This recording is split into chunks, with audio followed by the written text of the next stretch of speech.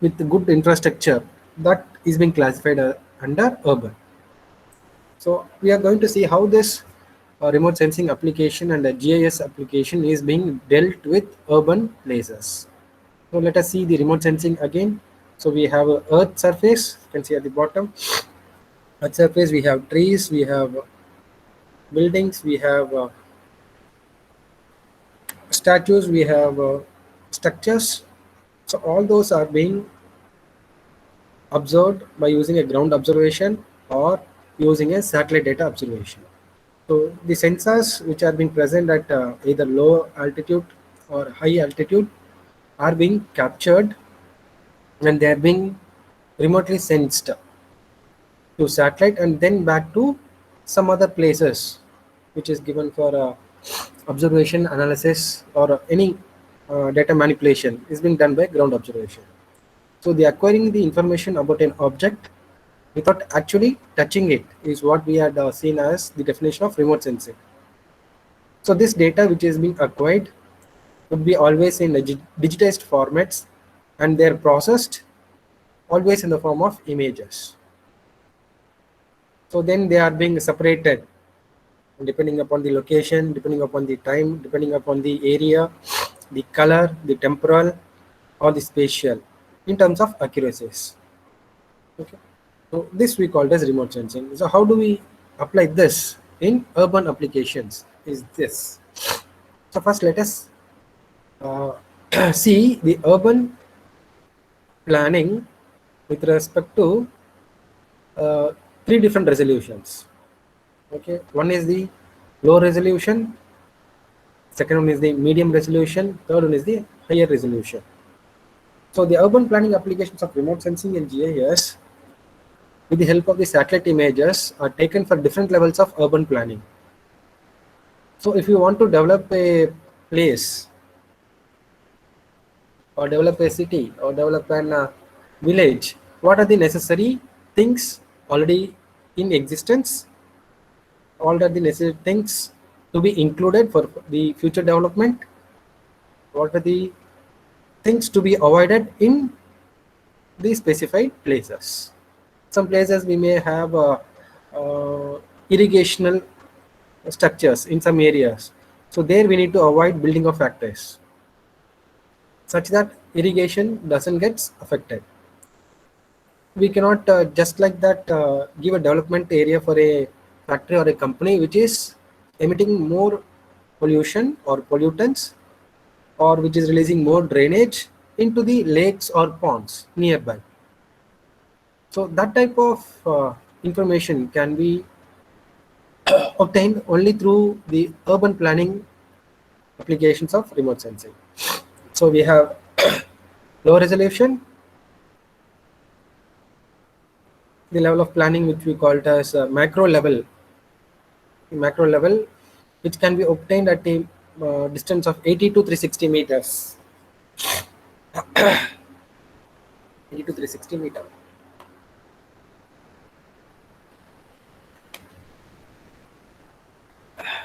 The medium resolution 20 to 40 meters. The high resolution 1 to 5 meters. So these resolutions are being classified depending upon the distance of the object and the level of study, either in the terms of low level altitude data observation or high level altitude observation or satellite data observation. So the low resolution which is taken at a far distance is considered to be as the macro level of planning, macro level, which is regional or perspective. The medium resolution is taken at a distance of 20 to 40 meters, which is called as meso level.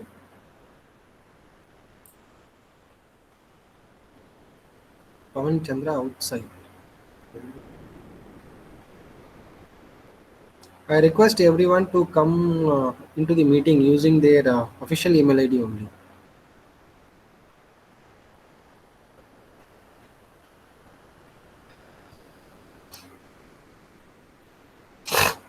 So the medium resolution which is taken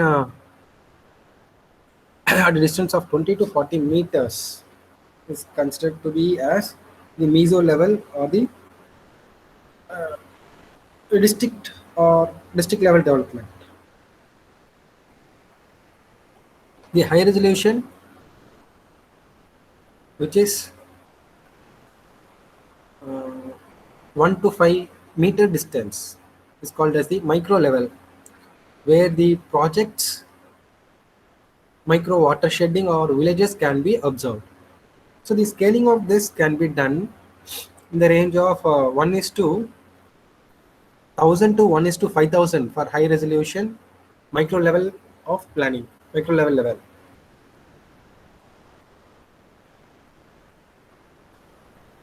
which is used to monitor the projects, mini projects, just like building a we call small sheds, small barricades along the river, along the path of water flow, or along the lakes, inside a village or inside within a community. All those things comes under micro level. So when you see meso level, the meso level scale mapping ranges from 1 is to 25,000 to 1 is to 50,000. So where an entire district or an entire taluk or an entire mandal or an entire city or an entire area of coverage can be used up. So next is your macro level. In macro level, the scale of mapping ranges from 1 is to 50,000 to 1 is to 1 million. The scale mapping. So with this, the macro level planning of urban planning can be deployed at various uh, SPRON analysis. It can be used to analyze the land use at level 1. So level 1 is your information that will be seeing in the next few slides. What is level 1, level 2, level 3? And in a transportation network, for example, if you have highways being connected, a state highway, a district highway, or a national highway, or roads connecting different states, the connectivity of railways, all can be classified under the macro level. Next, in the meso level, we'll be using it to only level 1, so which is urban land use mapping, a specified application of remote sensing and GIS. So these are being used for urban suitability analysis, whether this project can be brought up here or this project should not be brought up here. In an urban planning city, we cannot install an windmill. We cannot establish what we call a company inside an city. So those factors, those analysis are being taken under this meso level. So the mapping of major transport network, for example, if there are 2 or 3 more big towns or big cities being mapped under meso level, and you don't have a connectivity of transportation through roads, then you can make a layout for connecting them through roads, or if there is no train facilities connecting these two important towns in the meso level, then there can be an extension of the railways that can be put up. So all those informations or analysis can be done by using this meso level of planning. Then the updation of the city guide maps. For example, a new person who enters a city doesn't know where is some hotels, some temples, some destinations, some educational places. So if he is unaware, so a map of that city can be helpful for that person as a guide. So that map will guide him for his corresponding destination.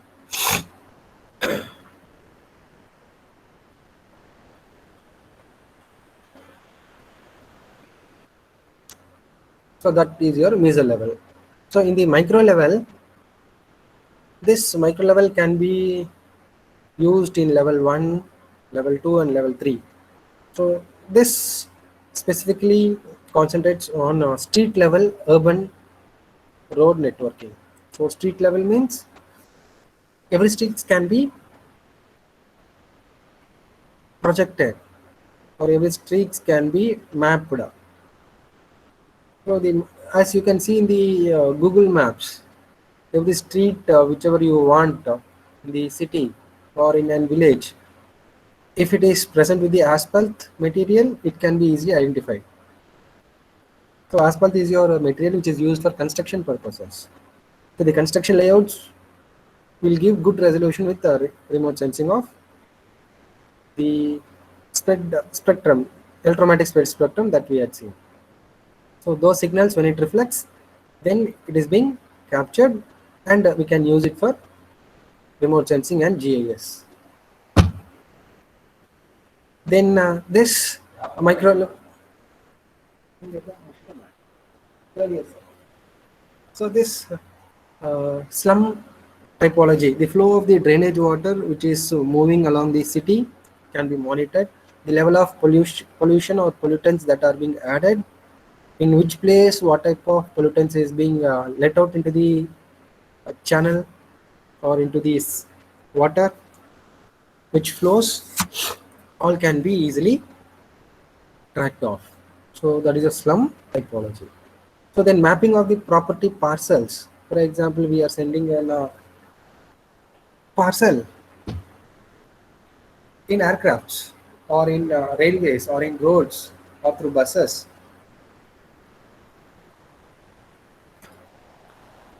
In which route does that parcel goes? All can be tracked off. Live tracking. Then in the micro level planning, we can give inputs for infrastructure development. For example, if there is a population of 20,000 or 30,000 people are present in a particular area or in a particular mapping, and they don't have the basic facility of having a medical, so we can give this micro level project planning will give inputs to the authorities such that here there is a lack of hospitality. It will show hospitality. So a hospital can be built up, an emergency ward can be created in order to serve the people. Utilities is what we are seeing. If there are 30,000 population in the area, if and they don't have any basic community facilities, for example, if there is no proper drainage that can be monitored, if there is no proper water supply connection, if there is no electricity connection, which are the basic amenities for human life nowadays, and if there is no cell phone towers, as you are using nowadays, you don't get signal properly, so that can be intimated. Those are the utilities and service maps with the micro level projecting. And then if the population estimation can be done easily by using this micro level projects. In an area, how many people are present in this area? For example, if we take village 1, this is the population estimation. Similarly, village 2, village 3, all micro level 1, like level 1, level 2, micro level 1, micro level 2, micro level 3, village 4, micro level 4, village 5, micro level village 5, and it goes on. So if all these are being clubbed together, we get a meso level. Okay, so meso level 1, meso level 2, meso level 3 for some districts. For example, district 1, district 2, district 3, district 4, till it goes on. Then all this meso level 1, 2, 3, 4, 5 till the number of structures available all contributes to macro level 1. Okay, so this is how it starts with the micro level, which are the microcells, then it goes to the meso level, then it goes to the macro level. So and it expands. So these are the urban planning applications of remote sensing. The important source of data for urban land use or land cover mapping is that environmental monitoring. All the environmental changes can be easily monitored. So, which helps in this also helps in encroaching urban problems, even of very small magnitude. Then, digitization of planning base maps that facilitates updating of base maps wherever changes that have been taken place in terms of land development. Then, superimposition of any two digital maps which are on two different scales can be easily feasible. So if I have a map of micro level and I have a map of meso level, I can easily superimpose because they are at different scaling and these are at different scaling. And so mapping of this on digitally can be done easily by using this remote sensing urban applications. So superimposing. Then superimposition of revenue maps based on maps with a reasonable accuracy is a greater advantage compared to the manually done jobs. So I think most of you all are familiar with revenue department in every government offices. So the revenue department will be segregated depending upon the districts, depending upon the mandals or taluks, then depending upon the earnings of each and every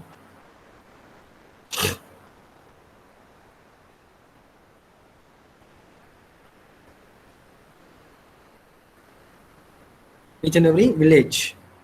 So for depending upon that, that also can be superimposed. Then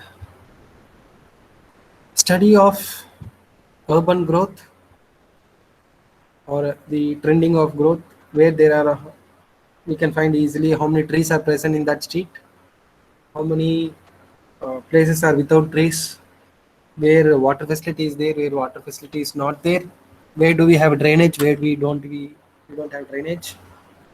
Then updating and monitoring using repetitive coverage.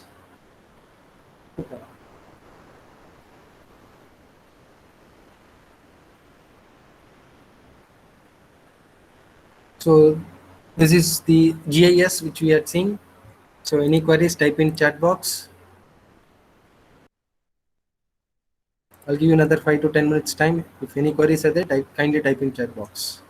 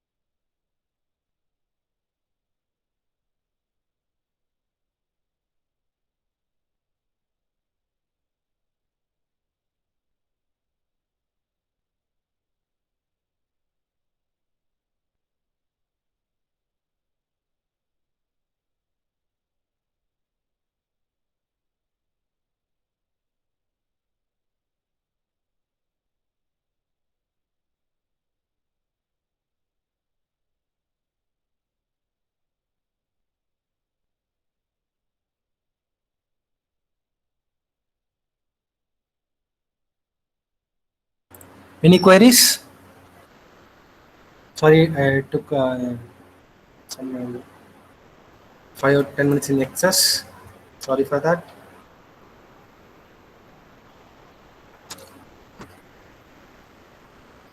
If there are no queries, I'll proceed for the next slide.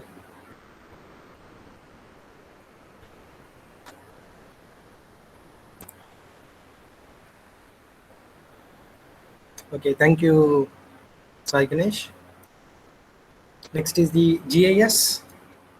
We had seen these are the urban applications, study of the urban growth or trend of growth, updating and monitoring using repetitive coverage, study of urban morphology, population estimation, slum detection, monitoring and updating, which we had discussed, study of transportation system and the important aspects both in static and dynamic,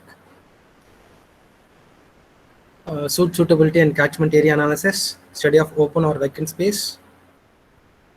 So then is the GIS. So GIS, as we are familiar, Geographic Information System, where the information about the places on the Earth surface is being recorded.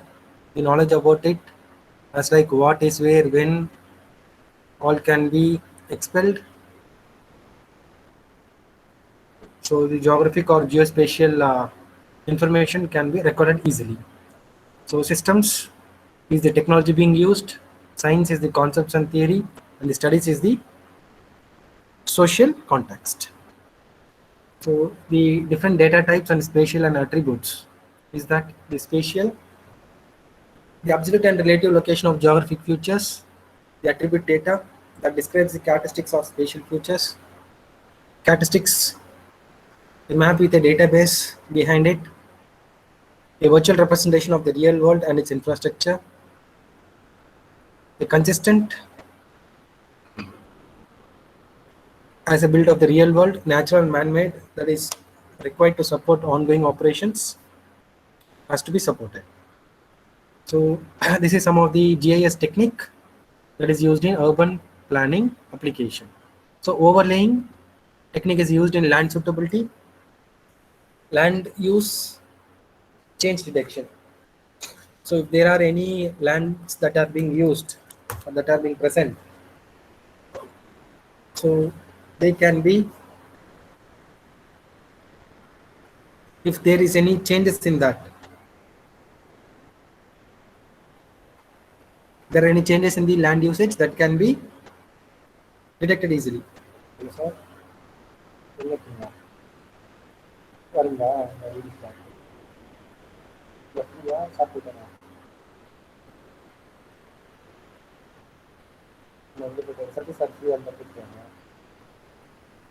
Biscuit யாரும் வந்திருக்காங்க சாப்பிட்டு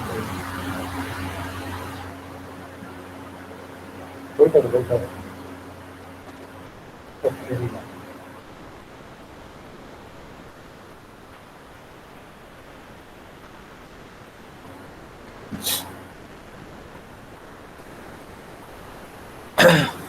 The overlaying is that is being used for land suitability. If there is any change of lands, it can be easily detected by overlaying technique. So in buffering, the location analysis,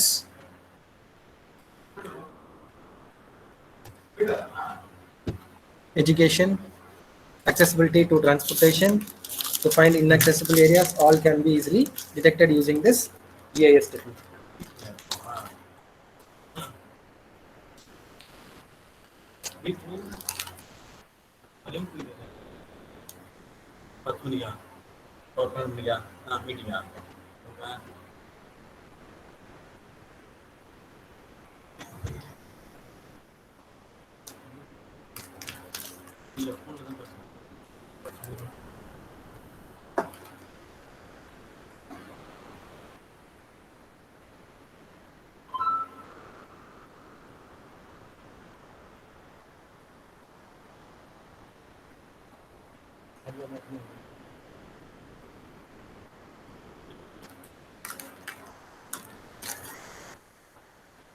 Next, the GIS technique that has been used is the optimal route analysis. These are used in terms of time, distance, relevance, and safety. So these are the different ground structures. You can see building, factories. You can see vegetation. You have trees. You have houses and mountain regions. The vegetations. You can see bushy regions, and so this is your integrated data. Then if I want to separate only the vegetation data, all the greeny structures can be separated like this.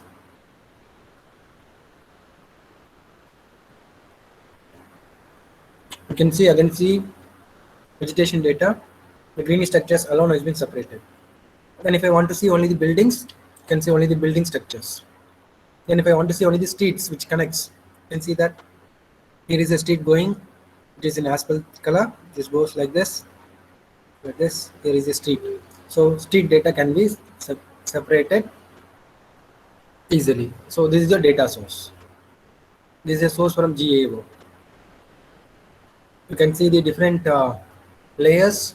One is the imaginary, which is obtained from remote sensing, either by satellites or aircrafts. You can see the images. Then the elevations, the hydrography, then administrative areas in terms of revenue, land usages, what type of land is used for what, then street classification. So any doubts in this pictures or topics, you can type in chat box. Give another 2 or 3 minutes.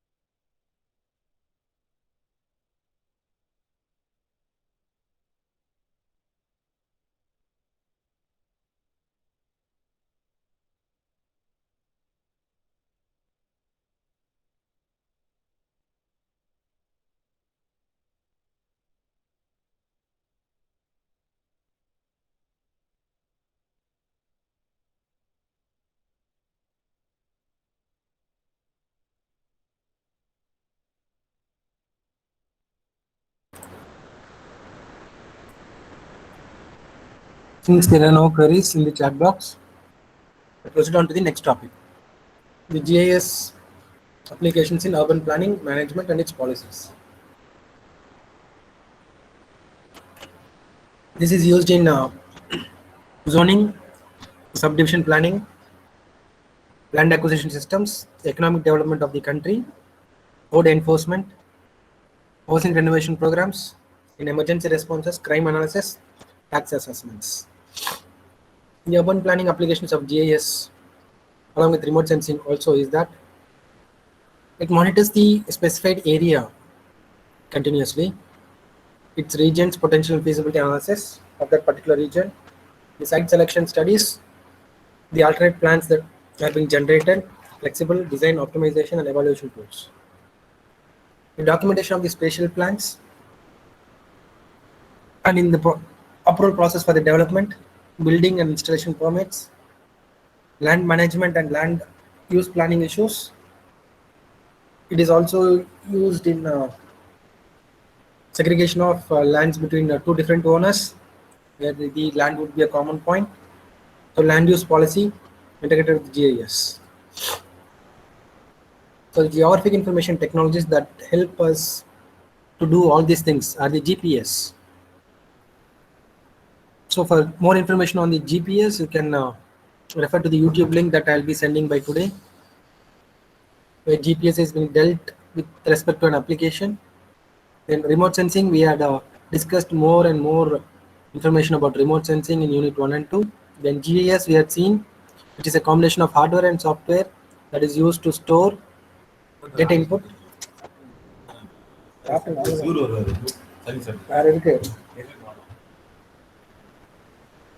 Where the GIS is used to store information which has been manipulated, given, stored in spatial informations. So the GPS and the remote sensing are the sources of input data for the GIS. This GIS provides for storing and manipulating GPS and remote sensing data. This GIS we had discussed in unit 4 very efficiently. So we move on to the next slide. So this is then geology land usage, where we can see that alluvial soil is being marked as gray, granite is marked as this color, then Paleozoic basement rocks are being marked as light blue, and the territory cover rocks are being given as pale yellow. The settlements is being demarked by red color, and the dots which are being present, pink color dots, those represents your industries or companies in this place. So the direction is given as this side top is north, so right is your east, left is your west, bottom is your south. Geological land usage. So this is also another representation of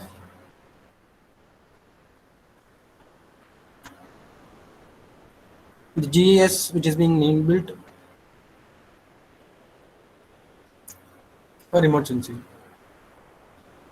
You can see this.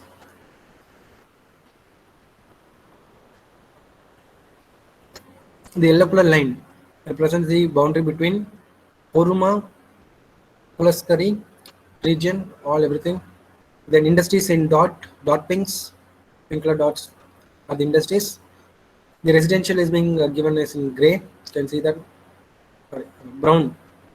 You see that this brown is the residential information, or the place where more population of residents are being present. And this is a heavily populated industry here. This place, this pink. Then you have the light green. Wherever you have light green on this mapping represents your urban green region. White regions are bare land. Nothing can be done. No vegetation, no water resource, no buildings, nothing.